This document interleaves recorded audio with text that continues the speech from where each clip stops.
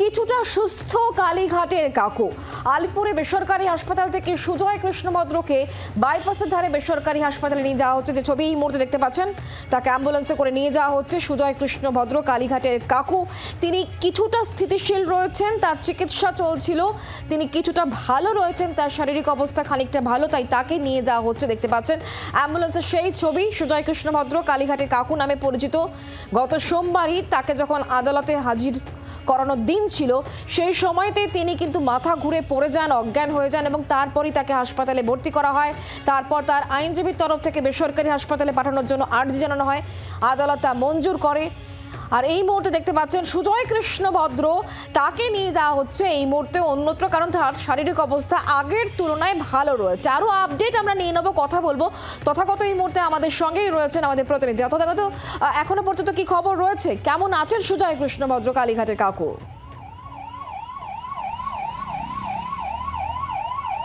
দেখো, সোমবার তিনি অসুস্থ বোধ করেছিলেন এবং তিনি অসুস্থ বোধ করায় তাকে জেল কর্তৃপক্ষ একটি বেসরকারি, আলিপুরেরই একটি বেসরকারি হাসপাতালে তাকে ভর্তি করেছিলেন এবং তারপর তাকে ভেন্টিলেশনে রাখা হয় এবং একটি মেডিকেল বোর্ডও গঠন করা হয়েছিল। যদিও আজ তার শারীরিক অবস্থার খানিকটা উন্নতি হয় এবং কিছুক্ষণ পর ওই বেসরকারি হাসপাতাল তাকে ছেড়ে দেওয়া হয় এবং সেখান থেকে তাকে আপাতত শহরেরই বাইপাসের ধারে আরেকটি বেসরকারি হাসপাতালে তাকে নিয়ে যাওয়া হচ্ছে এবং পুলিশ এসকর্ট করে তাকে নিয়ে যাওয়া হচ্ছে এবং এই হাসপাতালে তার পরবর্তী চিকিৎসা হবে, এমনটাই কিন্তু পুলিশ এবং প্রশাসন সূত্রে জানা গিয়েছে। এবং তার আর কি শারীরিক সমস্যা রয়েছে সেই বিষয়গুলিও খতিয়ে দেখা হবে, এমনটাই কিন্তু পুলিশ এবং প্রশাসন সূত্রে জানা গিয়েছে। আর কিছুক্ষণের মধ্যেই সেই হাসপাতালে তাকে নিয়ে আসবে এবং সেই হাসপাতালের খুব কাছাকাছি যে অ্যাম্বুলেন্সের ছবি এই মুহূর্তে আমরা দেখতে পাচ্ছি, এই অ্যাম্বুলেন্স করেই সুজয় কৃষ্ণ ভদ্রকে নিয়ে যাওয়া হচ্ছে এবং 5:55 নাগাদ তাকে বের করা হয়েছিল আলিপুরের ওই বেসরকারি হাসপাতাল থেকে এবং কিছুক্ষণের মধ্যেই তাকে শহরের আরেক বাইপাসের ধারে আরেক বেসরকারি হাসপাতালে তাকে নিয়ে যাওয়া হচ্ছে এবং সেখানে তার পরবর্তী চিকিৎসা করা হবে এবং তারপর সেখানকার চিকিৎসকরা বলতে পারবেন তার শারীরিক অবস্থা কেমন আছেন এবং তার শারীরিক অবস্থার পরিস্থিতি কীরকম সেই বিষয়ে তার পরবর্তীকালে যে বেসরকারি হাসপাতালে তাকে ভর্তি করা হচ্ছে সেখানকার চিকিৎসকরা বলতে পারবেন। এবং বলতে এই মুহূর্তে কিন্তু আরেক যে বেসরকারি হাসপাতালে তাকে নিয়ে আসার কথা হয়েছিল সেই হাসপাতালে কিন্তু তা নিয়ে যাওয়া হচ্ছে এবং কিছুক্ষণের মধ্যেই এই হাসপাতালে তাকে ভর্তি করা হবে, এমনটাই কিন্তু জানা গিয়েছে। আলিপুরের যে বেসরকারি হাসপাতাল থেকে সুজয় কৃষ্ণ ভদ্রকে ছাড়া হলো, সেই হাসপাতাল সূত্রে কি খবর? সুজয় কৃষ্ণ ভদ্রের শারীরিক অবস্থা কেমন এখনো পর্যন্ত, কি বলা হচ্ছিল ওই হাসপাতালের তরফ থেকে?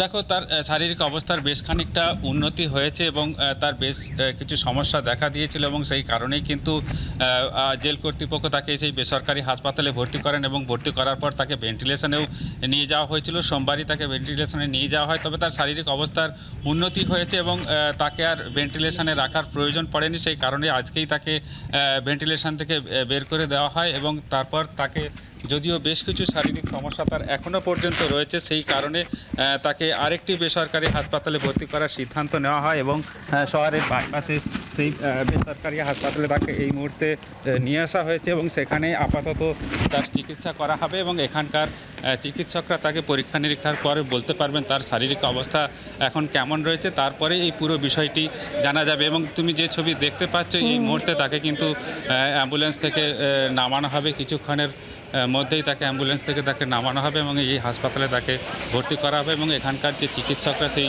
তাকে পরীক্ষা করে দেখবেন, এমনটাই কিন্তু জানা গিয়েছে। শুক্লা, তার মানে বাইপাসের ধারে এই হাসপাতালে তার শারীরিক পরীক্ষা হবে এবং তারপরে কি স্থির হবে যে এই হাসপাতালে তাকে রাখা হবে কিনা বা ছাড়া হবে কিনা, নাকি তাকে ভর্তি নেওয়া হতে পারে? এখনো পর্যন্ত কি আপডেট রয়েছে তাহলে তথাগত এই বিষয়ে? দেখো, আপাতত তাকে এই হাসপাতালে ভর্তি করা হচ্ছে, তার কারণ তার বেশ কিছু শারীরিক সমস্যা রয়েছে এবং সেই সমস্যার কারণেই কিন্তু ওই বেসরকারি দক্ষিণ কলকাতার যে বেসরকারি নার্সিংহোম এই হাসপাতাল, সেই হাসপাতাল থেকে তাকে স্থানান্তরিত করা হয়েছে। তবে তার শরীরে আরও কী সমস্যা রয়েছে সেই সমস্যাগুলি খতিয়ে দেখা হবে এবং তার পরবর্তী যে চিকিৎসা সেই চিকিৎসা আপাতত বাইপাসের ধারে এই বেসরকারি হাসপাতালে করা হবে এবং সেই কারণে তাকে এখানে নিয়ে আসা হয়েছে এবং এখানকার যারা চিকিৎসক রয়েছেন তারা তাকে পরীক্ষা করবেন এবং পরীক্ষা করার পরেই কি হবে এবং তার বিষয়ে কি সিদ্ধান্ত নেওয়া হবে এবং চিকিৎসকরা কি বলেন সেই তাদের বক্তব্যের পরেই বা তাদের রিপোর্টের পরেই কিন্তু পরবর্তী সিদ্ধান্ত নেওয়া হবে, এমনটাই কিন্তু হাসপাতাল এবং প্রশাসন সূত্রে জানা যাচ্ছে। শুক্লা, যে ছবি এই মুহূর্তে আপনারা দেখতে পাচ্ছেন, খানিকটা সুস্থ হয়েছেন কালীঘাটের কাকু সুজয় কৃষ্ণ ভদ্র এবং আলিপুরে বেসরকারি হাসপাতালে তার চিকিৎসা চলছিল, সেখান থেকে তাকে নিয়ে আসা হলো এই মুহূর্তে বাইপাসের ধারে আরও একটি হাসপাতালে। এখানে তার পরীক্ষা নিরীক্ষা করা হবে এবং এখানেই তাকে ভর্তি করানো হবে। এবার তারপরে জানা যাবে যে কালীঘাটের কাকু সুজয় কৃষ্ণ ভদ্র তার শারীরিক অবস্থা এই মুহূর্তে ঠিক কেমন রয়েছে, তার শারীরিক অবস্থার কতটা উন্নতি হয়েছে এখানে পরীক্ষা নিরীক্ষার পরেই বোঝা যাবে। কারণ গত সোমবার দিনে তিনি কিন্তু অজ্ঞান হয়ে যান, যেদিনকে খুব গুরুত্বপূর্ণ দিন ছিল, আদালতে হাজিরার দিন ছিল, আর সেই দিনই কিন্তু তিনি অজ্ঞান হয়ে যান। তার সুগার লেভেল ফল করে, তার প্রেশারও ফল করে এবং তারপরেই তাকে কিন্তু নিয়ে যাওয়া হয় প্রথমে SSKM এবং সেখান থেকেই তাকে কিন্তু আলিপুরের বেসরকারি হাসপাতালে নিয়ে আসা হয়।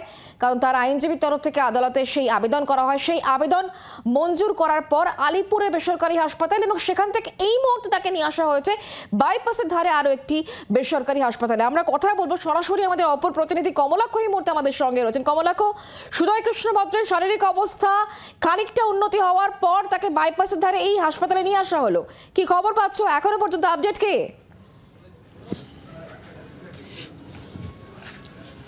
দেখো, এই মুহূর্তে বাইপাসের ধারের হাসপাতালটির গ্যাস্ট্রো সায়েন্স অ্যান্ড লিভার ডিপার্টমেন্টে সেখানে নিয়ে আসা হয়েছে এবং কিছুক্ষণ আগেই তাকে কালীঘাটের কাকুকে আমরা দেখি যে আলিপুরধারের হাসপাতাল থেকে তাকে বার করা হয়। আজকে সকাল থেকে খবর হচ্ছিল যে তার শারীরিক অবস্থা কিছুটা স্থিতিশীল, ভেন্টিলেশন থেকে তাকে বার করা হয়েছে এবং বার করার পরেই কিন্তু আজকে একেবারে পুলিশি নিরাপত্তায় পাইলট ভ্যান সামনে রেখে ব্যাপক পুলিশি নিরাপত্তা আমরা দেখছি এই মুহূর্তে বাইপাসের ধারের হাসপাতালে। সেই নিরাপত্তার মধ্যে দিয়ে তাকে নিয়ে আসা হয় এবং আমরা যখন তাকে অ্যাম্বুলেন্স থেকে বার করতে দেখি তিনি কিন্তু অচেতন নন, তিনি একেবারে সজ্ঞানে রয়েছেন, সেই ছবিও আমরা দেখতে পাই। তাকে যথেষ্ট নিরাপত্তার সঙ্গে এই মুহূর্তে এই বাইপাসের ধারের এই হাসপাতালের গ্যাস্ট্রো সায়েন্স অ্যান্ড লিভার ডিপার্টমেন্টে তাকে ঢোকানো হলো এবং তার শারীরিক পরীক্ষা নিরীক্ষা এখন থেকেই শুরু করা হচ্ছে বলে চিকিৎসকরা তারা জানাচ্ছেন। যে মেডিকেল টিম রয়েছে সেই মেডিকেল টিমের তত্ত্বাবধানে কিন্তু ইতিমধ্যেই কালীঘাটের কাকু ওরফে সুজয় কৃষ্ণ ভদ্র তাকে রাখা হলো। এখানেই তার পরীক্ষা নিরীক্ষা চলবে এবং তাকে তার মানে এখন হাসপাতালে ভর্তি করে নেওয়া হচ্ছে। কমলাক্ষ,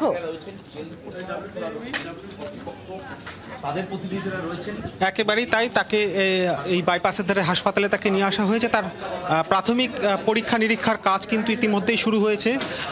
যে বাইপাসের ধারের হাসপাতালের প্রথমে ঠিক ছিল তাকে ইমার্জেন্সিতে নিয়ে যাওয়া হবে, কিন্তু তার শারীরিক অবস্থার কন্ডিশন এই মুহূর্তে যা রয়েছে বা যে ধরনের পরীক্ষা নিরীক্ষা প্রয়োজন রয়েছে তার শারীরিক অবস্থার, সেই কারণেই কিন্তু চিকিৎসকরা মনে করেছেন তাকে এই ডিপার্টমেন্টে অর্থাৎ গ্যাস্ট্রো সায়েন্স অ্যান্ড লিভার এই ডিপার্টমেন্টে তাকে রেখে আপাতত প্রাথমিক চিকিৎসার কাজটা শুরু হবে এবং সেই কাজ কিন্তু ইতিমধ্যেই শুরু হয়েছে চিকিৎসক মারফত। আমরা সেই খবর পাচ্ছি, ইতিমধ্যেই তাকে অ্যাম্বুলেন্স থেকে নামিয়ে তাকে কেবিনে রাখা হয়েছে এবং সেখানে তার যাবতীয় পরীক্ষা নিরীক্ষার জন্য যে মেডিকেল টিম এবং স্বাস্থ্যকর্মীরা যারা রয়েছেন, হাসপাতাল কর্মী যারা রয়েছেন, তাদের তত্ত্বাবধানে সেই কাজ কিন্তু ইতিমধ্যেই শুরু হয়েছে। যে ছবি এই মুহূর্তে দেখতে পাচ্ছেন, সুজয় কৃষ্ণ ভদ্রাকে নিয়ে আসা হয়েছে বাইপাসের ধারে এই বেসরকারি হাসপাতালে, তার চিকিৎসা চলছে এই মুহূর্তে। তার শারীরিক যে প্রাথমিক যে পরীক্ষাগুলো সেই পরীক্ষা নিরীক্ষা পর্ব ইতিমধ্যেই শুরু হয়েছে। আর সুজয় কৃষ্ণ ভদ্রের শারীরিক অবস্থা নিয়ে আমরা প্রতিক্রিয়া পেয়েছি। রাজ্য বিজেপি মুখপাত্র শ্রমিক ভট্টাচার্য ঠিকই বলেছেন এবং তৃণমূল কংগ্রেসের তরফ থেকে কুণাল ঘোষই বা কি বলেছেন, দুটো বক্তব্যই শোনাবো। সম্পূর্ণ আইনি প্রক্রিয়া, আমরা আবার বলছি, যেই আইনি দীর্ঘসূত্রিতা, তদন্তের প্রক্রিয়া প্রলম্বিত হয়ে যাওয়া, এগুলো মানুষের ভাবাবেগকে আহত করছে, মানুষ হতাশ হচ্ছেন। তবে এখনো কেন্দ্রীয় তদন্তকারী সংস্থা এবং আদালতের উপরে মানুষের ভরসা আছে। আমরা বিশ্বাস করি যে কাকুর মাধ্যমেই জেঠু সামনে আসবে। এই গোটা বিষয়টা হচ্ছে বিচারাধীন, এই ব্যাপারটা বিচারকরা দেখছেন, এই ব্যাপারটা তদন্তকারী এজেন্সি এবং চিকিৎসকরা দেখছেন।